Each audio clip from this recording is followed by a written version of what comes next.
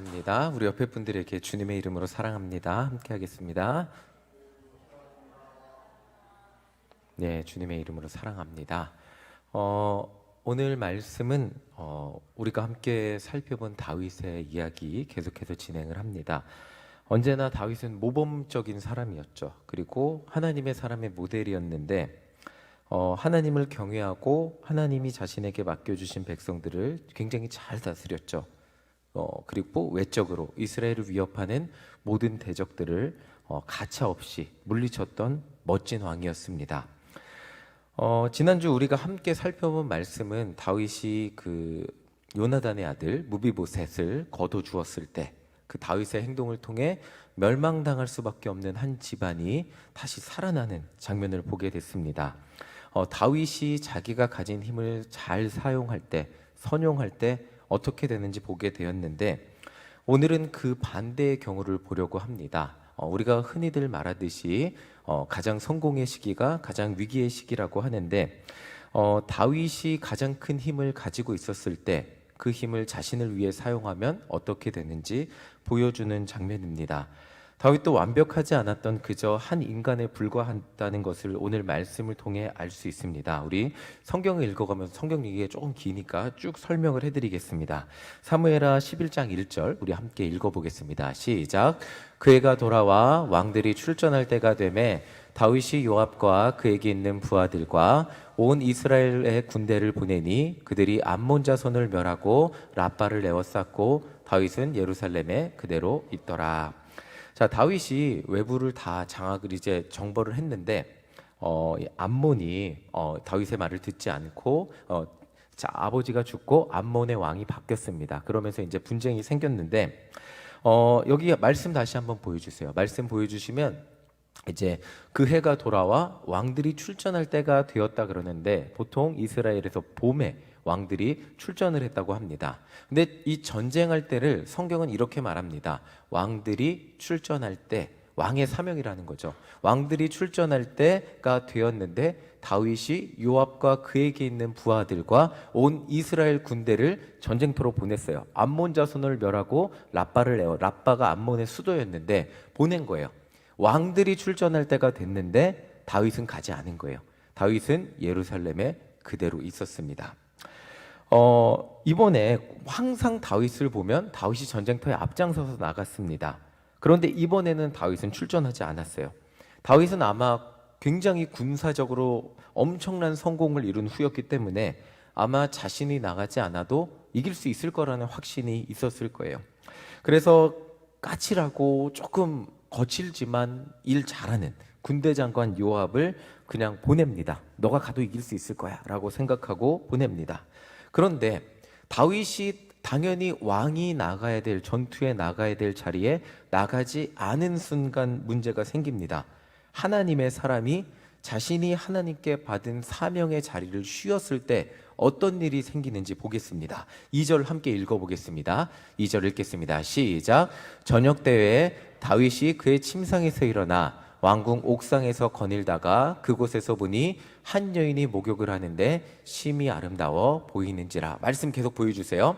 다윗이 원래대로라면 전쟁터에 나가서 어떻게 싸워야 될까 군대 장관들하고 회의를 하고 하나님께 기도해야 될 상황이에요. 그런 시간이에요. 그런데 지금 다윗은 전쟁터에 나가지 않았어요. 그리고 저녁 때에 침상에서 일어났다고 표현하는 것은 낮잠을 잤다는 표현입니다. 전쟁터에 나가서 싸움을 이끌어야 될 왕이 그곳에 있지 않고 낮잠을 자다 일어났는데 왕궁 옥상에서 보인 게 뭐예요? 한 여인이요. 목욕하는 한 여인이 보였습니다. 근데 그 여인이 그냥 보인 게 아니죠.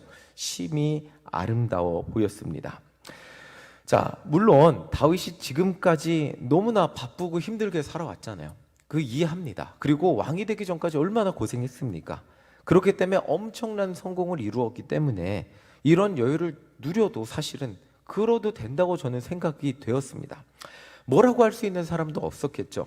그런데 그에게 자신이 원래 있어야 될 자리, 자신이 해야 할 그 자리를 떠나 여유를 누리게 되었을 때 그의 눈에 들어온 게 뭐예요? 목욕을 하는 아름다운 여인이었어요. 오늘 성경에서 보여주는 다윗의 죄는 바로 여기서부터 시작이 됩니다. 하나님의 사람이 하나님의 사명의 자리를 떠나는 것부터 시작이 됩니다. 제가 매번 우스갯소리를 자주 말씀드리는 게 있는데, 제가 코로나 때 청년부를 맡았을 때 청년부 예배가 없었어요. 그리고 그때 막 예배 20명 통제해갖고 이 본당에 20명만 앉혀야 되는 그런 상황이니까 청년들 예배 안 나오고 온라인으로 예배 드렸어 이렇게만 체크만 해도 되는 그런 상황이었습니다. 주일날 교회 오는 청년은 10명도 안 됐는데, 청년들 이 SNS라 그러죠. 소셜미디어, 인터넷, 이 핸드폰으로 보면 청년들이 오전에 예배 대충 드리고 오후에 멋진 카페 가고 친구들이랑 놀고, 정말 세상에 좋은 데는 다 다니는 그런 주일 오후에 정말 재밌게 놀더라고요. 교회만 가지 않고 갈 데를 다 가고 있더라고요. 하나님의 사람이 예배 자리를 떠나면 어디를 갈까요? 하나님의 사람이 내 사명의 자리를 떠나면 어디를 갈까요? 세상에 재밌는 데가 보이겠죠. 우리도 주일날 예배 안 가면 좋은 데 너무 많이 보이잖아요. 주일날 예배 안 가면 정말 좋은 데 많이 보이잖아요. 세상 사람들이 즐기는, 편하게 누리는 그런 삶의 자리들이 보이게 될 것입니다. 때로는 우리가 바보 같죠. 교회밖에 모르는 것 같고 주일날 어디 가지도 못하고 교회에 묶여 있는 것 같지만, 우리가 교회 안에 묶여 있는 것이 죄를 지으며 살아가는 세상 사람들과 다른 모습으로 살아가게 만들어주는 하나님의 은혜의 보호막이기도 하다는 것입니다. 매주 우리는 이렇게 얘기합니다. 주일날 너무 바빠요. 그리고 주일날 어디 가지도 못해요. 여유도 없어요. 우리는 그냥 주일날 우리 삶에 다른 게 없습니다. 그냥 교회, 옛날에는 그랬죠. 옛날에는 진짜 심지어 토요일까지도 일하는, 주 6일이라고 교회밖에 모르는, 우리는 그런 삶밖에 모르고 참 재미없게 살고 있어요.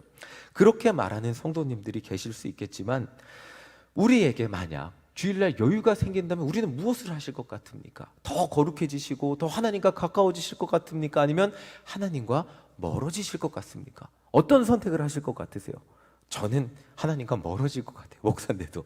저에게 여유가 생긴다면 더 재밌는 일들을 하게 되겠죠. 더 즐거운 일들을 찾아 떠나게 되고, 나를 부담스럽게 하던, 정말 주일날 이 묶여있던 교회라는 그 묶임이 나에게 풀어진다면 너무 좋을 것 같지만, 결국 우리는 하나님과 멀어질 수밖에 없다는 것을 우리는 잘 알고 있습니다. 우리에게 부담스러운 사명이 있는 것이, 영혼을 감당하고 또 주일 이 자리를 지켜야 한다는 그 의무감이 있는 것이, 정말 때로는 이 수요예배 참석하는 것이, 오늘도 중보기도도 하셨죠. 그리고 금요전도도 하셨죠. 주중에 교회에 나와서 내가 이 부담스럽지만 사명의 자리를 지키는 것이 우리 하나님의 은혜의 보호막이라는 거예요. 하나님의 사람으로 살아가도록 하는 하나님의 은혜입니다. 이것에 감사하며 기뻐하며 그것을 누리며 살아가는 우리 성도님들 되시기를 간절히 소망합니다. 아멘이시죠? 우리 40일 동안 매일 새벽 예배를 통해 우리는 그렇게 감사하며 또 감사의 보호막으로 하나님의 은혜 안에 살고 있습니다. 참 감사한 일이 아닐 수 없는데, 다시 본론으로 돌아와 보겠습니다. 다윗은 자신의 사명의 자리를 벗어났어요. 그러니까 아름다운 여인이 보였죠. 그런데 더 안타까운 것이 무엇이었냐면, 다윗은 힘이 있었어요. 만약에 저는 힘이 없잖아요. 누가 예뻐 보여도 예뻐 보이는 것으로 끝이 났을 텐데, 다윗은 하고자 하면 이스라엘에서 그 누구도 막을 자가 없는 왕이었어요. 거기다가 굉장히 내적으로도 존경받고 외적으로도 강력한 왕이었기 때문에 아무도 다윗의 말을 거스를 수 없는 강력한 군주였어요. 자, 3절 읽어보겠습니다. 3절입니다. 시작. 다윗이 사람을 보내 그 여인을 알아보게 하였더니 그가 아르되 그는 엘리암의 딸이요 햇사람 우리아의 아내 밧세바가 아니니까 하니, 다윗이 예뻐 보인 거예요. 예뻐 보인, 저는 그냥 예쁘다 하고 말았을 텐데, 다윗은 알아봤어요. 전령을 보낼 수 있잖아요. 말 한마디면 저 여자가 누군지 알아와라, 한마디면 알 수 있잖아요. 그런데 어떻게 들었어요? 유부녀라는 얘기를 들었어요. 유부녀라는 얘기를 들었으면 여기서 어떻게 해야 돼요? 상식적으로 멈춰야죠. 유부녀라는 얘기를 들었으면 멈추는 게 상식이에요. 근데 다윗은 힘이 있어요. 4절 읽어보겠습니다. 4절 읽어보겠습니다. 시작. 다윗이 전령을 보내어 그 여자를 자기에게로 데려오게 하고 그 여자가 부정함을 깨끗하게 하였으므로 더불어 동침함에 그 여자가 자기 집으로 돌아가니라. 힘이 있어요. 어떤 힘이 있어요? 그 여자를 내 앞으로 데리고 올 힘도 있어요. 유부녀라는 걸 들었는데도 데리고 올 힘이 있는 왕. 이게 차라리 힘이 없으면 낫겠어요. 차라리 힘이 없는 사람이라면 유부녀한테 갔다가 당신이 예뻐 보입니다 하면 딱이 맞고 오면 이 죄를 안 짓잖아요. 그런데 다윗은 그 여자애를 그냥 데리고 와서 죄를 지을 수 있는 힘이 있어요. 그리고 그 여자를 데리고 와서 동침하였습니다. 근데 여기에 지금 중요한 포인트가 뭐냐면 부정함을 깨끗하게 하였다 그러는데 이 여자가 월경을 끝나고 얼마 지나지 않은 기간이에요. 그리고 그 여자가 그렇게 깨끗하게 되었을 때 동침했다고 말하고 있습니다. 다윗은 무엇이든 할 수 있는 사람이었기 때문에 자기 안에 아주 조그만 음욕의 그게 시작이 돼요. 예뻐 보임으로 끝나지 않고 누군지 알아보게 되고, 누군지 알아보게 되었을 때 그 남편이 전쟁터에 있는 것을 확인했고, 그 여자가 지금 내가 데리고 올 수 있는 여자라는 걸 알았을 때 데리고 왔고, 동침하는 것, 죄를 짓는 것까지도, 결과까지도 그렇게 가게 되었습니다. 자, 이게 너무나 안타까운데 자신의 힘을 이용해 유부녀와 동침하게 된, 이 죄가 별거 아닌 것 같죠. 레위기 20장 10절에 이런 죄를 지은 사람 이렇게 처리하라고 나옵니다. 함께 읽어보겠습니다. 시작. 남자가 이웃 사람의 아내와 함께 잠을 자서 간음죄를 지으면 그 두 사람을 다 죽여라. 이게 쉬운 성경으로, 좀 개역개정이 어려워서 쉬운 성경으로 제가 갖고 왔는데, 보면 다 죽이라고 표현되어 있어요. 다윗은 지금 다 죽여야 돼요. 율법에 따르면 다윗과 밧세바는 다 죽어야 마땅한 사람이에요. 당연히 마땅하죠. 그런데 아마 다윗은 그 당시에 검사도 있을 수 없고 그러니까 하룻밤에 로맨스로 그냥 끝내고 그냥 집으로 돌려보내면, 그래, 내 음욕이다, 음욕 그냥 끝났다, 이러고 죄를 덮어두려고 했던 것 같습니다. 아마 그렇게 다윗은 자신의 죄를 숨길 수 있다고 생각한 것 같습니다. 그런데 그렇게 할 수 없는 문제가 생겼죠. 아까 말씀드렸죠. 밧세바가 임신했는데 우리야 남편은 전쟁터에 있었고 밧세바는 월경을 끝낸 지 얼마 안 됐어요. 그러니까 이 아이는 100% 누구 아이예요? 다윗의 아이인 거예요. 이거는 어떻게 빼도 박도 못하는 거예요. 다윗의 아이가 분명한 상황이었습니다. 그리고 이미 일은 벌어졌고 죄는 지었고 여기서라도 멈춰야 되는데 다윗은 한 단계 더 나갑니다. 급히 전쟁터에 있던 밧세바의 남편을 부르죠. 우리가 다 알고 있는 얘기니까 한번 성경을 읽어보겠습니다. 우리 8절 읽어보겠습니다. 함께 읽겠습니다. 시작. 그가 또 우리아에게 이르되 내 집으로 내려가서 발을 씻으라 하니 우리아가 왕궁에서 나아가 왕의 음식물이 뒤따라 가니라. 집에 가서 발을 씻으라고 한 게 부인도 만나고 쉬라는 표현이래요. 우리한테 아주 영혼 없는, 아무 마음에도 없는 안부를 물어보고 집으로 가서 아내도 보고 좀 쉬라고 명령한 거예요. 그 뜻이 뭐죠? 빨리 가서 동침을 하면 이 아이가 누구 아이가 돼요? 다윗의 아이가 안 되고 그 우리아의 아내로 그냥 둔갑시키려는 거예요. 이거 속셈이 너무 뻔하잖아요. 둔갑시키려 그러는데 그게 됐습니까? 안 됐습니까? 성경 얘기를 알고 계시니까 우리아가 가지 않았어요. 우리아는 가지 않고 그냥 왕궁의 문에서 잤습니다. 다윗의 마음은 우리아가 밧세바랑 동침을 해주어야 자신의 죄를 가리고, 아빠가 물론 자기겠지만 다윗이겠지만 아빠를 우리아라고 속여서 그냥 그 가정도 파괴 안 되고 자기의 죄를 덮어버리려고 했습니다. 그런데 우리아가 마음대로 움직여주지 않았죠. 그래서 다윗은 우리아를 불러서 한 번 더 집으로 돌려보내려고 합니다. 13절 함께 읽어보겠습니다. 13절입니다. 시작. 다윗이 그를 불러서 그로 그 앞에서 먹고 마시고 취하게 하니 저녁 때 그가 나가서 그의 주의 부하들과 더불어 침상에 눕고 그의 집으로 내려가지 아니하니라. 다윗이 술까지 먹였어요. 그리고 이제 부인한테 가겠지 했는데 갔어요? 안 갔어요? 안 갔어요. 안 갔어요. 죄를 가려야 하는 다윗의 입장에서는 너무 답답하죠. 빨리 원래 남편 우리아랑 밧세바랑 빨리 동침을 시켜야 밧세바가 바람 핑계에 걸리지 않고 죄가 가려지는데 우리아가 말을 들어주지 않는 거예요. 정말 근데 이 중간에 기가 막힌 이야기를 이 다윗이 두 번 보낼 우리아를 밧세바와 동침시키려고 했던 그 두 번의 사이에 우리아가 정말 기가 막힌 이야기를 해요. 다윗이 왜 당신은 집으로 가서 아내와 회포를 풀지 않습니까? 라고 물어보니까 정말 우리아가 너무나 기가 막힌 이야기를 합니다. 우리 11절 함께 읽어보겠습니다. 함께 읽겠습니다. 시작. 우리아가 다윗에게 이르되 언약궤와 이스라엘과 유다가 야영 중에 있고 내 주 요압과 내 왕의 부하들이 바깥들에 진치고 있거늘 내가 어찌 내 집으로 가서 먹고 마시고 내 처와 같이 자리이까? 내가 이 일을 행하지 아니하기로 왕의 살아계심과 왕의 혼의 살아계심을 두고 맹세하나이다 하니라. 11절입니다. 11절입니다. 시작. 우리아가 다윗에게 이르되 언약궤와 이스라엘과 유다가 야영 중에 있고 내 주 요압과 내 왕의 부하들이 바깥들에 진치고 있거늘 내가 어찌 내 집으로 가서 먹고 마시고 내 처와 같이 자리이까? 내가 이 일을 행하지 아니하기로 왕의 살아계심과 왕의 혼에 살아계심을 두고 맹세하나이다 하니라. 다윗이 우리아에게 왜 당신은 부인한테 가서 내가 이런 기회를 주는데 가지 않습니까? 라고 물어봤는데 이렇게 대답을 해요. 사실 이게 다윗이 해야 될 말이에요. 하나님의 언약궤가 바깥에 있잖아요. 전쟁터에 있잖아요. 이스라엘의 군세들이 전쟁터에 있잖아요. 그러면 다윗도 자기의 자리를 지켰어야죠. 그게 뭐예요? 전쟁터예요. 그 자리를 지키고 나도 그들과 함께하며 승리할 때까지 나도 내 집에 돌아오지 않겠다. 나도 내 가족에게 나도 왕이지만 하나님께서 주신 사명을 온전히 감당하겠다라고 말을 했어야 되는데 다윗은 그러지 않았고 오히려 우리아가 이런 말을 하고 있어요. 자기의 부하 중 한 명이 하나님이 살아계신데 내가 하나님의 언약궤가 저기 있는데 내가 어떻게 집에 가서 회포를 풀겠습니까? 하나님의 군사가 저기 있는데 나도 군사된 자로서 어떻게 회포를 풀겠습니까? 그렇다면 상식이 있다면 다윗이 여기서 마음이 찔려서 멈췄어야 돼요. 정말 하나님의 사람이라면 여기서 마음이 찔러서 멈췄어야 되는데 정말 무서운 게 뭐냐면 죄라는 것이 자기의 마음을 한번 가리면 들리지가 않아요. 한번 죄를 내가 죄 지은 것에 빨리 이게 두려워지고 무서워지고 내 죄를 가려야 된다고 생각이 되면 세상 어떤 말도 들리지 않아요. 심지어 그것이 하나님의 마음에 합했던 자 다윗이라 할지라도 들리지가 않았던 모습을 보게 됩니다. 우리아가 이런 말을 했다면 정신 차렸어야죠. 정신 못 차립니다. 정신 못 차린 모습 보겠습니다. 15절 함께 읽어보겠습니다. 15절입니다. 시작. 그 편지에 써서 이르기를 너희가 우리아를 맹렬한 싸움에 앞세워 두고 너희는 뒤로 물러가서 그로 맞아 죽게 하라 하였더라.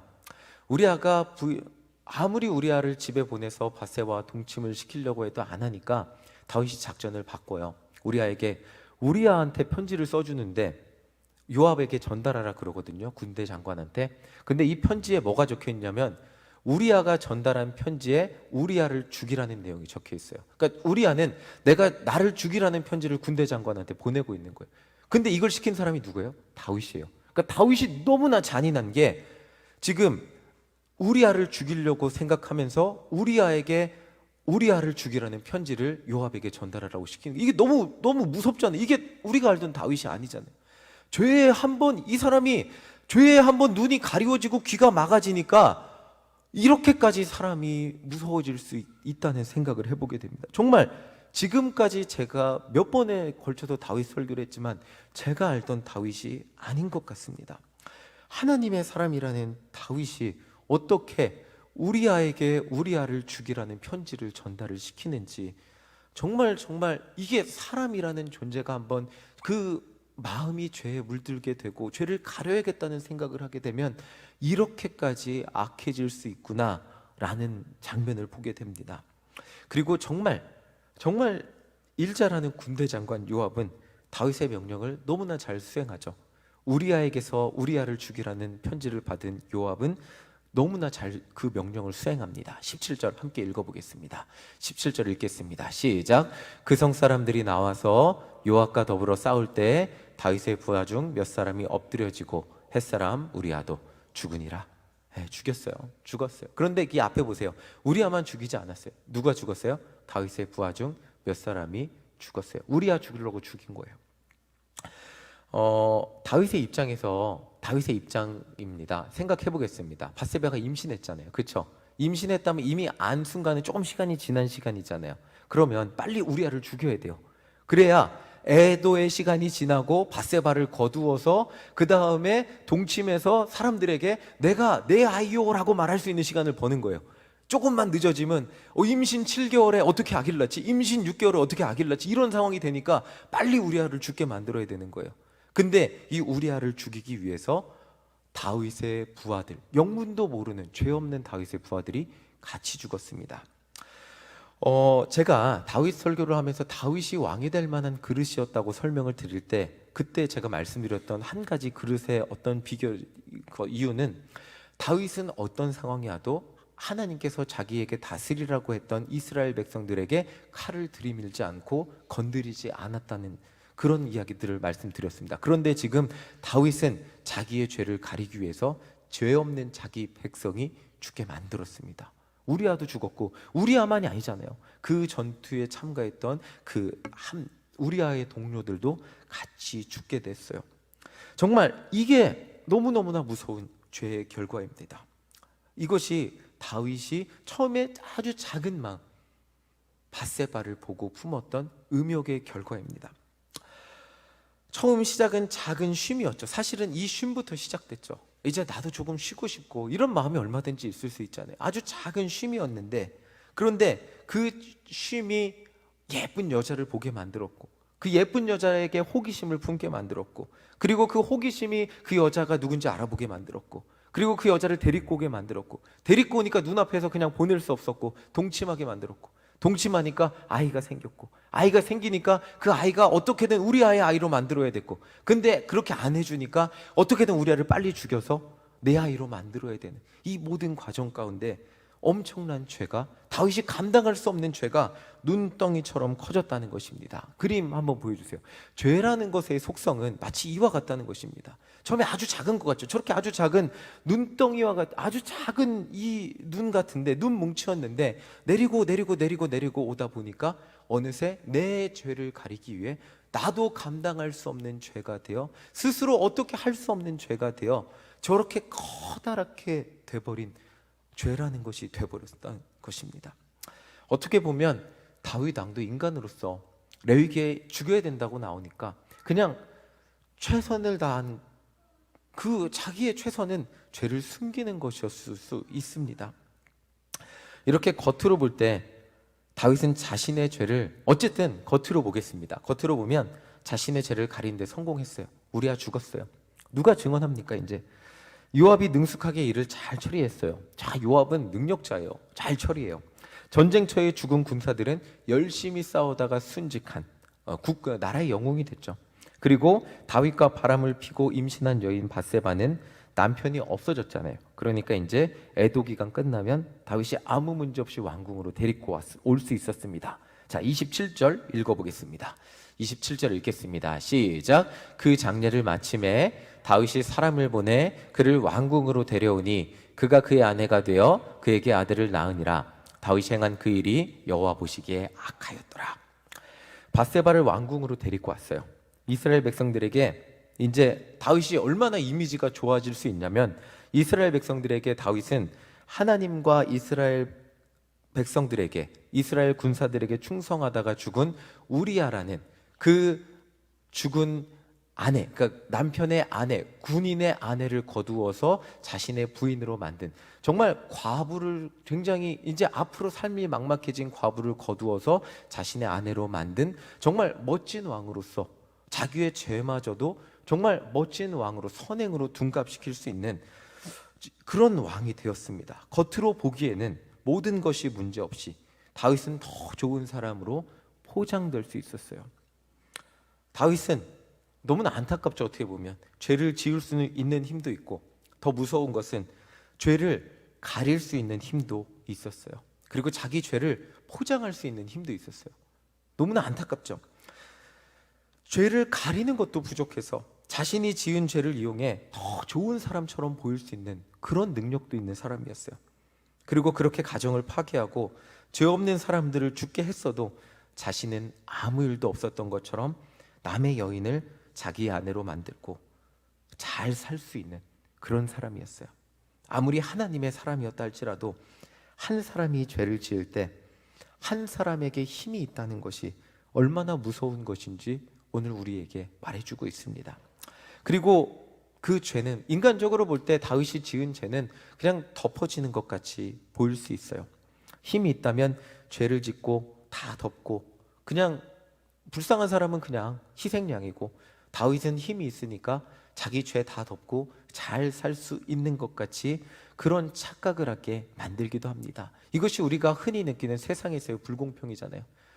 힘 있는 사람은 자기 죄를 다 덮고, 힘 없는 사람은 아주 작은 죄도 너무 크게 쳐.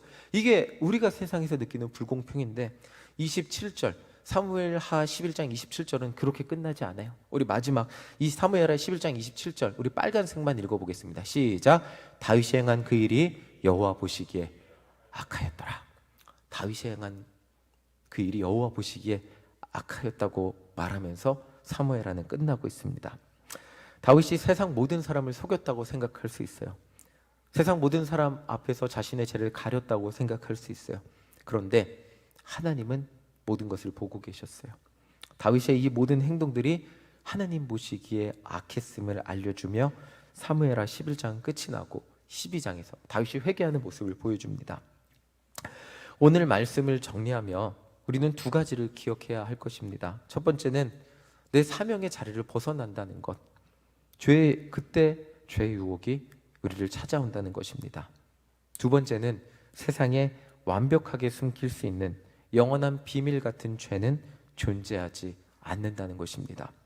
우리는 죄의 유혹 가운데 살아가죠. 죄의 유혹을 이겨내고 사는 비결은 간단해요. 하나님이 내게 맡겨주신 사명의 자리를, 예배의 자리를, 나를 부르신 이 자리를 이탈하지 않고 살아가는 것입니다. 지금 여러분들이 맡은 사명이 벅차다고 느낄 수도 있고요, 지치기도 한다고 느낄 수도 있고요, 또 세상에서 즐겁게, 예수님은 믿지만 룰루랄라 즐겁게 살아가는 그런 다른 교회 다니는 분들이 부럽기도 느껴질 수도 있습니다. 그런데 우리에게 정말 중요한 것이 무엇이냐면요, 지금 내가 감당하고 있는 사명의 자리가 나를 보호해주고 있는 거예요. 지금 내가 이 자리에 있기 때문에 죄의 자리에 가지 않는 거예요. 지금 수요 예배 시간에 여러분들이 예배의 자리에 있기 때문에 다른 죄의 자리에 가지 않는 거예요. 주일날 내가 예배의 자리에 주님 앞에 나오기 때문에, 그리고 나에게 속장의 역할, 나에게 인도자의 역할, 나에게 교회에서 수많은 지도자의 역할, 기도자의 역할, 수많은 사명이 맡겨졌기 때문에 한 번이라도 더 기도하게 되고 한 번이라도 더 내가 그 사람들을 챙기게 되는 거예요. 나에게 시간이 있다면, 나에게 여유가 있다면 우리는 아까 말씀드렸지만 무엇을 하실 것 같으십니까? 나에게 사명이 있기 때문에 한 번이라도 더 기도하고, 그 기도가 그 사람들을 보호하는 것 같지만 나를 보호하고 있다는 것을 우리는 기억하시기 바랍니다. 그렇기 때문에 우리는 감사로 살아가는 거예요. 죄라는 것이, 정말 우리 다시 한번 기억할 것은, 죄라는 것이 얼마나 무서운지, 한번 죄를 짓기 시작하면 눈덩이처럼 커져서 다윗도 멈추지 못했던 것을 보게 됩니다. 제가 웃으면서 하는 이야기인데, 제 친구가 중학교 때 처음에 슈퍼에서 조그만 ABC 초콜릿 하나를 숨겼어요. 그때 훔쳤어요. 그때 50원이었어요 ABC 초콜릿 하나가. 근데 이렇게 하나 갖고 오더라고요. 그래서 야, 너 혼자 먹냐? 제가 그랬어요, 웃으면서. 훔친 거를. 그런데 제 친구가 그 다음번에 2개를 훔쳐오더. 야, 너도 먹어. 그래서 2개를 먹었어요. 그런데 그 친구가 일주일 후에 한 봉지를 훔쳐오더라고요. 그리고 한 달 후는 어떻게 된지 아세요? 한 박스를 훔치더라고요. 네. 제 친구 나중에, 그게 언제 멈췄냐면 나중에 크게 훔쳐다가 걸렸을 때 멈춰졌어요. 죄라는 것이 처음엔 아주 작은 것 같지만 점점 아무것도 아니었던 죄가 점점 커지게 돼. 우리의 심령이 무감각해지고 우리의 양심이 무감각해지고 다들 그렇게 산다고 생각하며 그냥 우리의 죄가 나의 양심을, 나의 심령을 무감각해지게 만들어서 어느새 하나님과 멀어지게 만드는 것을 보게 됩니다. 오늘 하루도 우리의 사명의 자리에서 나를 지켜주시는 하나님의 은혜를 기억하며 사는 우리 모두가 되시기를 간절히 소망합니다.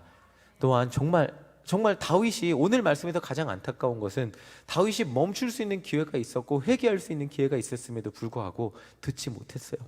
정말 우리에게 은혜가 있다면 내 죄가 깨달아질 때 오늘 그 자리에서 죄를 스탑하고 회개하고 하나님께 돌아가는 삶을 살아가시기를 간절히 소망합니다. 작은 죄였는데 어느새 내가 감당할 수 없는 이렇게 커진 죄가 되어 하나님 어떡합니까? 그 전에 나에게 그것이 죄라고 깨달아졌다면 빨리 돌이키고 주님 앞에 나오는 우리 모두가 되시기를 간절히 소망합니다. 그러나 정말 감사한 것이 무엇이냐면 여러분들이 오늘 이 수요 예배 시간에 이 자리에 있다는 것입니다. 아멘이십니까?